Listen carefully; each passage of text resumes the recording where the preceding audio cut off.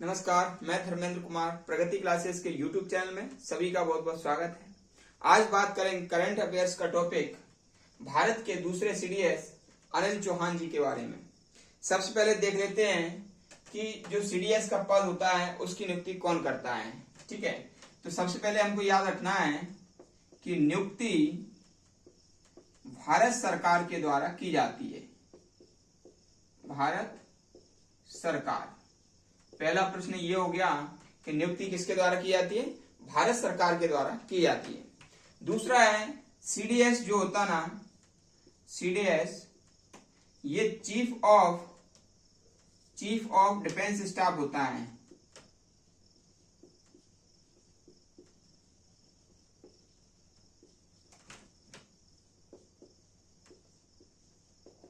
Chief of defence staff होता है ये। ठीक है, और ये जो इसका जो कार्यकाल होता है वह 3 वर्ष या 65 वर्ष,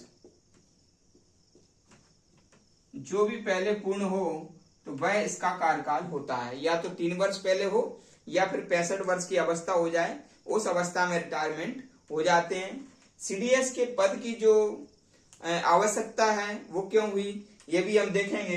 तो इसका जो इतिहास है, इतिहास तो 15 अगस्त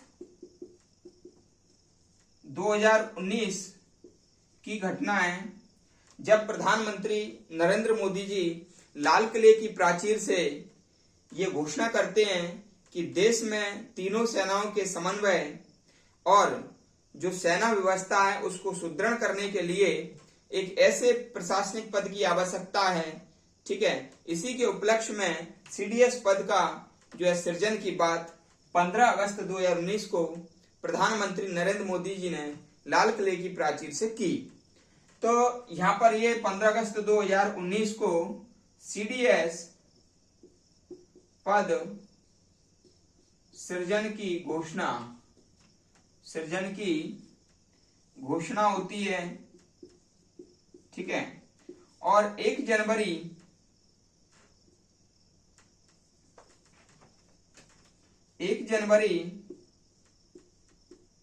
2020 को भारत के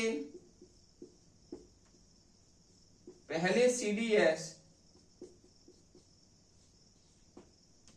जनरल बिपिन रावत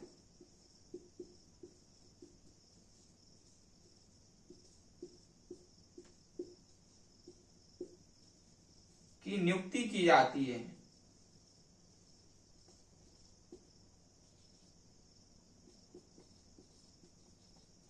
ठीक है, तो इसमें से ये प्रश्न आ जाएगा कि जो भारत के पहले सीडीएस हैं वो कौन थे? तो भारत के पहले सीडीएस थे जनरल बिपिन रावत।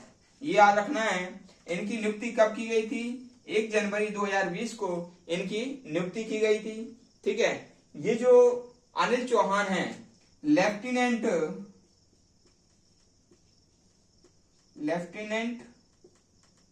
जनरल, ये रिटायर्ड हैं, retired general lieutenant general Anil Chauhan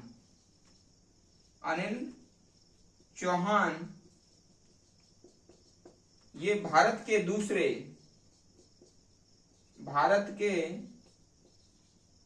दूसरे सीडीएस हैं। ठीक है, तो इनकी नियुक्ति की जाती है कब? ये डेट मैंने पहले बता दी है। ये डेट है 28 सितंबर 2022 को।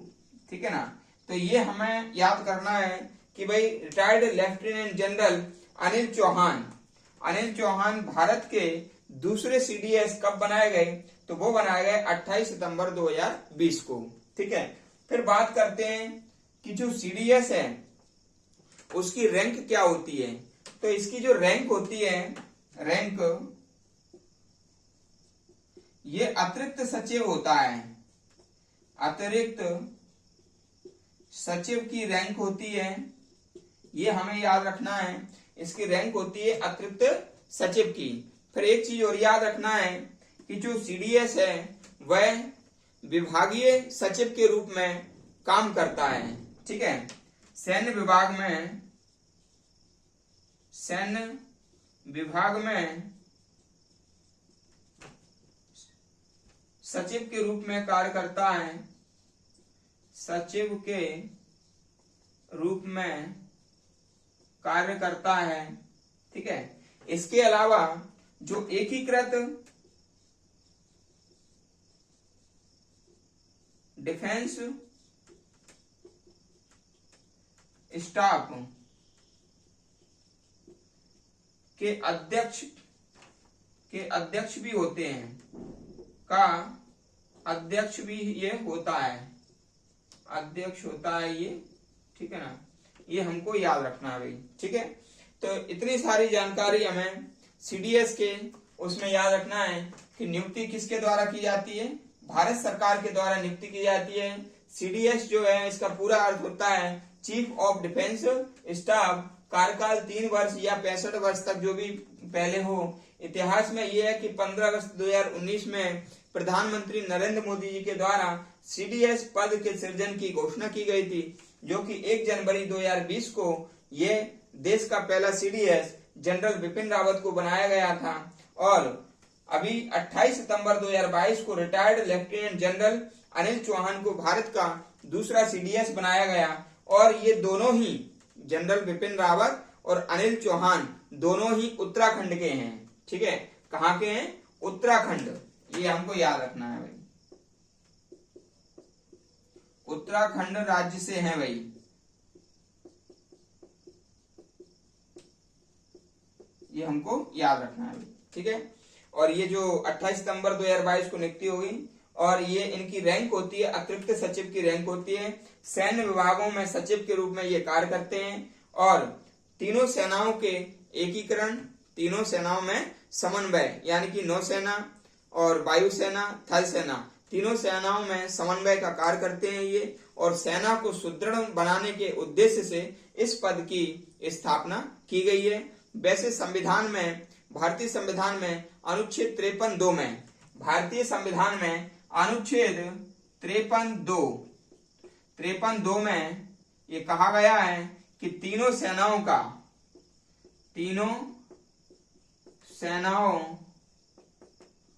का प्रमुख राष्ट्रपति होगा।